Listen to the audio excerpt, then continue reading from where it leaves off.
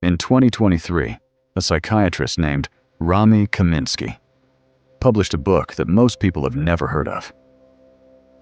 It didn't make the bestseller lists. It wasn't reviewed in the major papers. It didn't have a viral moment on social media. And yet, the people who found it describe it the same way. It was the first time I understood myself. The book is called The Gift of Not Belonging. And what Kaminski did in it was something psychiatry almost never does. He took a feeling, a specific, persistent, lifelong feeling of not quite being from here. And instead of diagnosing it, instead of explaining it away, he named it and called it a gift. Today we go to the source. What Kaminski actually says. What most people miss when they read him. And why this book might be the most important thing you read this year.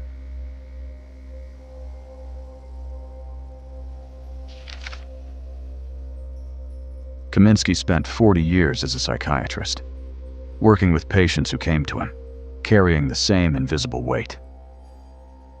They weren't depressed. Not exactly. They weren't anxious. Not in the clinical sense. They were functioning, often brilliantly. But beneath the functioning was a persistent, low-grade awareness that something didn't quite fit. Not their job, not their relationships, not their city or their family or their social circle. Deeper than any of those things, the fit of the world itself. Kaminski noticed something across these patients that no diagnostic category captured. They weren't broken. They weren't disordered. They were a specific type of person, consistent, identifiable, coherent, who happened to be living in a world that wasn't built for them. He called them otroverts. And the central argument of the book is both simple and radical. The feeling of not belonging is not a symptom. It is not a wound. It is not something to be treated, or managed, or overcome. It is a signal, a perfectly accurate signal from a mind that is wired to perceive the world differently. What most people miss when they read Kaminski, and this is important, is that he is not writing a self-help book. He isn't telling you how to fit in better. He isn't giving you tools to manage your outsider feeling. He isn't even telling you how to find your tribe.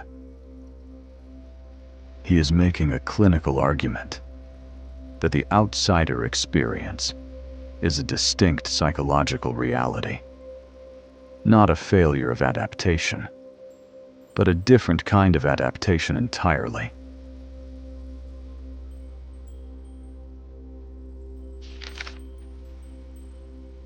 Kaminski builds his argument around three ideas that run through everything else in the book. The first is what he calls the elsewhere orientation.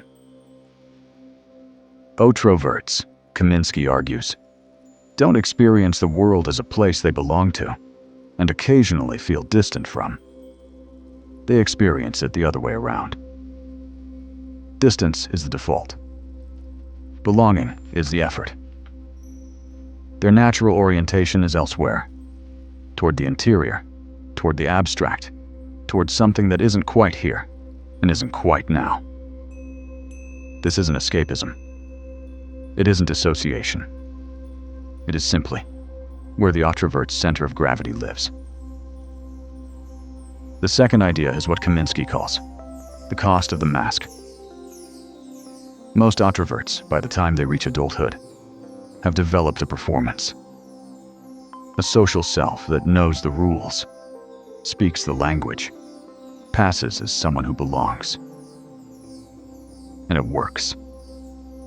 Well enough that most people around them never suspect anything is different.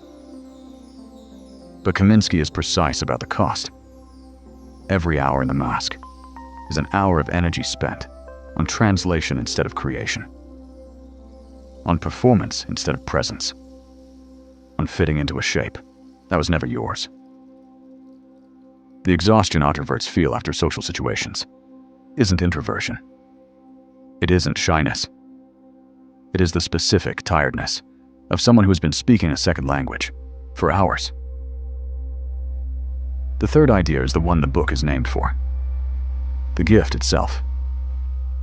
Kaminski argues that the otrovert's position, permanently slightly outside, never fully absorbed by any group or ideology, always observing as much as participating, produces something rare: clarity.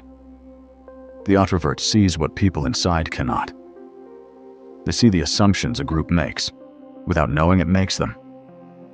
They see the performance, because they are always aware of performing. They see the gap between what people say and what they mean. This clarity, Kaminski writes, is not comfortable, but it is valuable. Genuinely, historically, culturally valuable.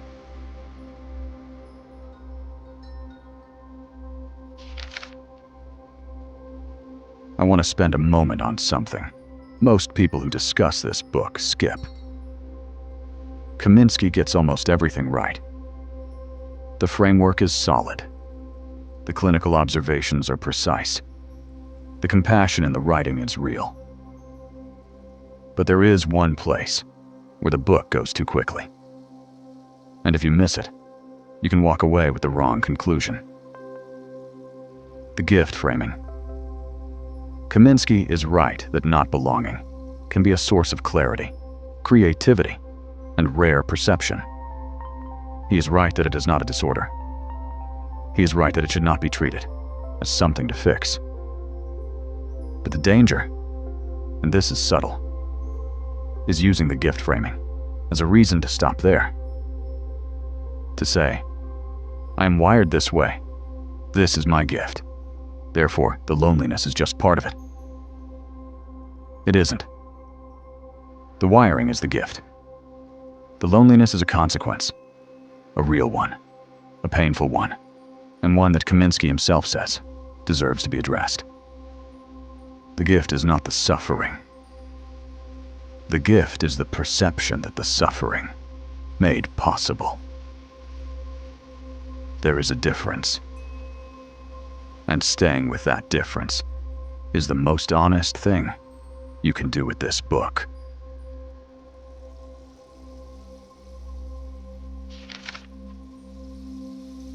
If you haven't read The Gift of Not Belonging, read it.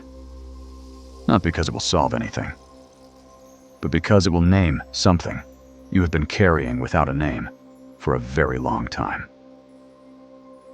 And naming things matters. Not as a label to hide behind, not as an identity to perform, but as information. Honest, accurate information about who you actually are and how you actually work. Kaminski ends his book with something I want to leave you with tonight. He writes that the otrovert's task, the real task, not the social task of learning to fit in, but the deeper one, is to stop measuring themselves against a world that wasn't built for them, and to start measuring themselves against their own deepest nature instead. Not, why can't I be more like them? But, am I being fully what I actually am?